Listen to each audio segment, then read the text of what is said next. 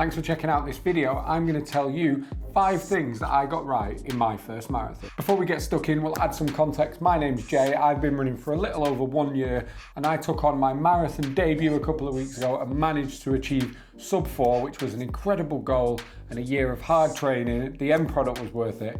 Couldn't be happier. I don't claim to be a professional or expert in the running space, but what I will do is I'll share with you the things I got right and more prominently the things I got wrong, so hopefully you can learn from the mistakes I make or just manage to dodge, and it might help you with your running journey. So yeah, the marathon is an absolute beast. It was an incredible achievement. The second one is already booked and I got a lot of things wrong, which I've already made a video on. You can see there'll be a link on screen now, but I also got a few things right and I'd love to share those as well, because sometimes you hear a lot of the same advice and you may skirt over it, but get the fundamentals right and you're going to set yourself up for the best possible experience on race day. And hopefully this video will help you get there. So I'm going to tell you 5 things that I think I nailed on my first marathon. First one might be the most fun, and that is the carb load. Now, fueling in general and hitting the wall and crashing was a big fear of mine, so I took the carb load very seriously, and boy was it fun. I started on the Monday or the Tuesday ahead of the race, not the night before. It wasn't just a big meal.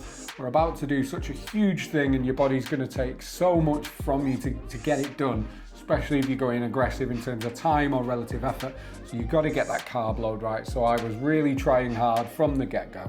And let's be honest, guys, I don't need too much convincing to eat a load of food. So I was sticking to the food that I've used to carb load on half marathons. I was getting lots of carbs in, and especially from like 2 days out, I was also using kind of carb drinks and really just topping up those glycogen stores to make sure I am good to go on race morning. You've got to get the carb load in, get your body in the perfect position to take on this incredible thing. This one segues perfectly into number 2, guys, which is the taper. The taper is so important. You can't be bashing out mileage close to your peak weeks. You have to taper correctly. You don't want to be entering race day on tired legs and fatigue. You need to be as fresh as possible. So I work with a run coach and we did 2 32K runs. The last one being 3 weeks out from the marathon. We then ramped down to 20 and like 12, and all of the mileage was reduced. And I think when I say taper as well, I think there's another key point here. I suppose being naive and not knowing, I was going into it thinking I'd just be doing some easy runs. Couldn't be more wrong. And although we did have a lot more easy runs and the volume of mileage really come down, we kept a little bit of speed in there just to keep that marathon pace and that kind of push and kick familiar in the legs, and I think that helped hugely on me achieving my goals. But back to the taper specifically, make sure 3 weeks out, 4 weeks out, maybe less if you're a veteran. You guys tell me below what you do. Make sure you're bringing back the mileage and dialing back, but not killing the intensity. So when you hit race day, you are fresh, you are ready. The muscles are going to give you everything they've got to give you the best chances of achieving your goals. Next up is a very obvious one, and that is fueling. We've covered the pre when we're talking about your carb load, but you've got to fuel correctly. This isn't like a 5K or a 10K that you can just bash out near your house on a Wednesday night. You're going to be out there for multiple hours. If it's your first marathon, 4, 5, maybe 6 hours. And your body, no matter how many carbs you've put in pre, you're going to burn through those, and hitting the wall, it is a mental battle, but a lot of it is your body running out and having no fuel available. So fueling is absolutely key. Every advice video in the world is going to tell you this as well, but fueling on race day isn't the only thing you need to do. You need to be right through your training block, getting the fuel in, get your body used to taking it on. I tried multiple different brands of fuel before I found one that sat well, and then I put a lot of effort into making sure I can take it at marathon pace, because the harder the effort, the more your gut's going to reject it. You've got to practice your fuel in advance, and when it comes to race day, you've got to get that fuel in.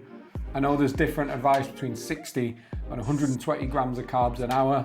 We're not going to listen to Joe Wicks and his bottle of water and a banana, but it is so important. And I think I took on the equivalent of 10 gels across a 4-hour marathon. So I tried to get as high up that kind of scale as I could, whilst not giving myself stomach issues. I also took some electrolyte and sodium tablets. And also, don't forget, when I say fuel, I also mean take on water. You're going to be sweating, especially if it's hot and you're in a spring or summer marathon. You've got to replace that liquid that you're moving. Fuel is key. Don't overlook it. Don't neglect it. You'll thank me after the race. Next up, guys, is that you've got to put the work in. What I mean by that is you can't see race day is the end of it all, but your result on race day isn't dictated by how hard you push on race day. It's the full block. It's the 12, 14, 16 weeks that you've dedicated to this race. And if you put the work in that period, you're going to give yourself the best opportunity to achieve your goal on race day or make it as easy and enjoyable as possible. So although we've got the end goal and the product, the success and the failure and the enjoyment level of that is actually set in the weeks and months leading up to it. Race day is the easy part. Embrace the training, get into the training, because I guarantee you, if you have a terrible time race day, you've not trained, you've not prepped, you're going to hate it. It may put you off the sport, it may put you off marathons or whatever race you're doing, and you'll probably be kicking yourself you didn't put the hard work in, because as someone who's now come out the other end, I can guarantee it was so worth it. We've had the peak weeks, we've had the weeks where I am fatigued, drained, wasn't motivated to get out of the door because of all the normal stresses we have as adults and human beings. But I can now tell you, coming out the other side, the hard work and the dedication and the mental resilience, because training for a marathon is hard. I do not regret a minute, a second of it, and it was worth every single bit I put in because of what I got out. Yes, in terms of my race time, but also in terms of enjoyment and just that experience. It was made as easy as possible to get to where I needed to be by the hard work done pre. So put the work in, you will enjoy it. I promise you, it is 10,000% worth it, and you'll thank me afterwards. Last point, guys, number 5, and we did just touch on it, and that is enjoy it. It is such an easy thing to get so locked on. What was your finish time? That seems to be the question everyone asks when you run a marathon. But no, it should be, did you enjoy it? How did you find it? How was the experience? And they're the questions I now try and ask people, because yes, I did set myself a goal time, and I'm so proud of achieving it.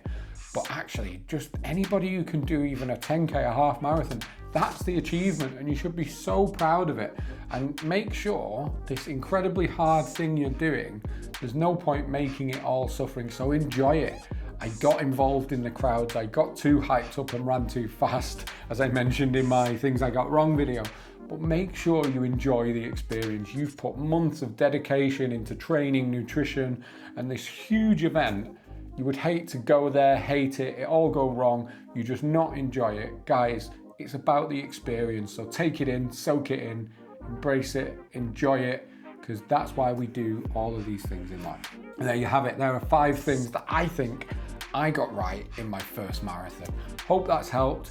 I have now officially got the marathon bug, and I can't wait to do my next one, which is booked for October. We're going to do a full training series around that, but do check out the channel. You can see my training series for my first marathon, lots of running tips, and just lots of me talking nonsense. So if for some weird reason that seems appealing to you, do subscribe, comment below, all that good YouTube jazz. But I'll see you in the next video. Peace.